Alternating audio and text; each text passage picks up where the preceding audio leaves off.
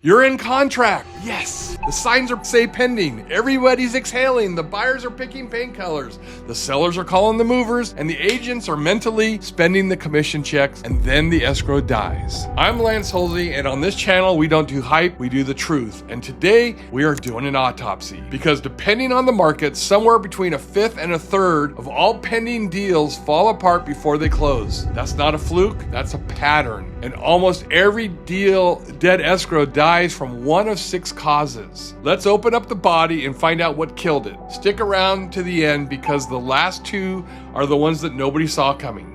So, cause of death number 1 and the most common, the financing falls apart. Here's what buyers don't understand. A pre-approval is not a guarantee. It's a snapshot of your finances on the day that the lender looked at them. And a lot can change between the snapshot and the day the loan funds. I've seen deals die because a buyer did something that felt totally innocent. They financed a new car, opened a store credit card to buy furniture for that house that they hadn't closed on yet. They changed jobs for a better opportunity. Every one of these moves can change your debt to income ratio just enough that the underwriter says no. CFO hat on for a second. A loan approval is a moving target, not a finish line. So the fix is simple, even if nobody wants to hear it. From the day you go into contract to the day you get the keys, you freeze your financial life. No new debt, no big deposits you can't explain, no job changes if you can help it. Boring is what will get the deal done and get you to the closing table. Cause of death number 2. The inspection surprises. Every house has a story, and the inspection is where it finally tells the truth. Usually, that's the normal wear, a water heater near the end of its life, some deferred maintenance. That's negotiable. What kills escrows is the big stuff. Foundations, a roof that's shot, active mold, a collapsed sewer lateral, and up in the Santa Cruz Mountains with an older home, the terrain. I see drainage and foundation issues a flatland buyer never thinks about. But here's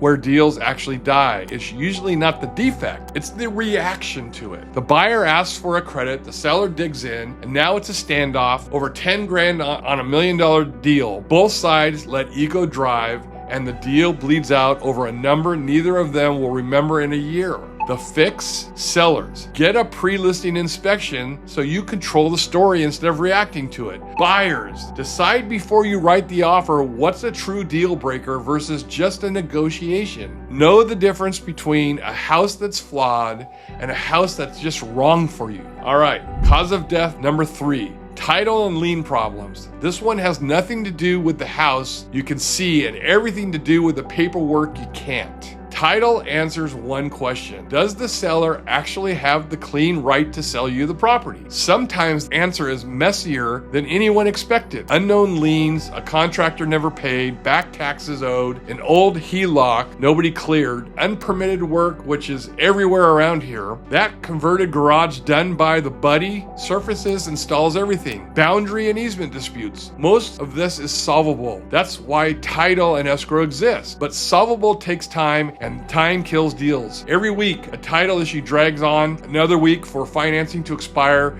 and cold feet to set in. The fix? Open title early, read the preliminary title report, and don't let it sit. And make sure you understand it. Cause of death number 4, the buyer gets cold feet. I see this a lot. This is an emotional one. Buying a home is the biggest financial decision most people ever make, and somewhere in the contingency period, the weight of it lands. The buyer who was rock solid 2 weeks ago is now up at 3 a.m. doing the math. Sometimes it's real remorse, sometimes it shows up as a buyer who keeps finding new things to renegotiate, nitpicking towards the exit. And sometimes it's structural. Their purchase depended on selling their own home, the sale wobbled, and the whole chain comes down. The honest part, a buyer with genuine cold feet inside their contingency period can usually walk and keep their deposit. That's built into the contract by design. The fix lives on the front end. Buyers, get clear on your why and your real numbers before you write the offer, not after. And work with an honest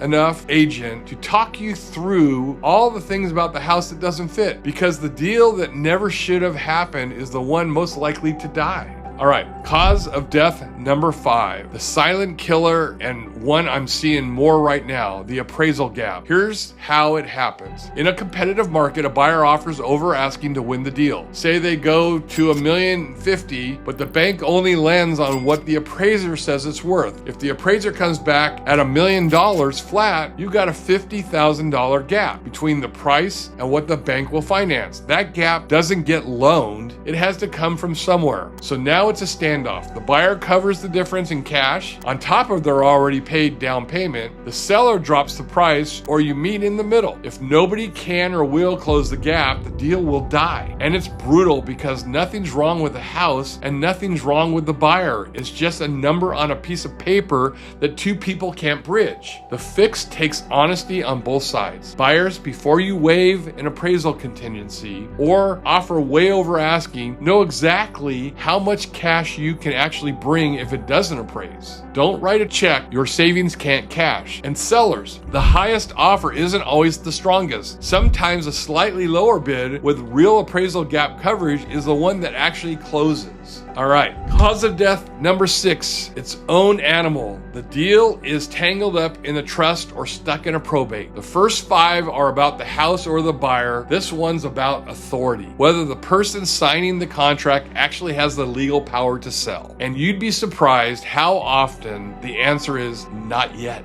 A trust sale is usually the good version. Owners set up a revocable living trust while they were alive, the property titled in the trust, and a successor trustee is selling. Done right, it barely shows anything down or slows anything down. It dies when the paperwork doesn't match the reality. The property was never actually deeded into the trust, or there are 2 trustees and one unreachable. Solvable? Yes, but every fix eats weeks while the buyer rate lock runs out. Probate is much harder. That's when somebody passed away without a trust and the court has to supervise the sale on its own clock. Court confirmation hearings, waiting periods, sometimes overbidding right in the courtroom where you accepted offer gets topped by a stranger. A buyer who signed up for a 30-day close suddenly finds themselves in a 90 to 120-day process they never agreed to, and a lot of them just walk. Here's the CFO hat truth. It's why I bang this drum so hard. Almost every probate nightmare was preventable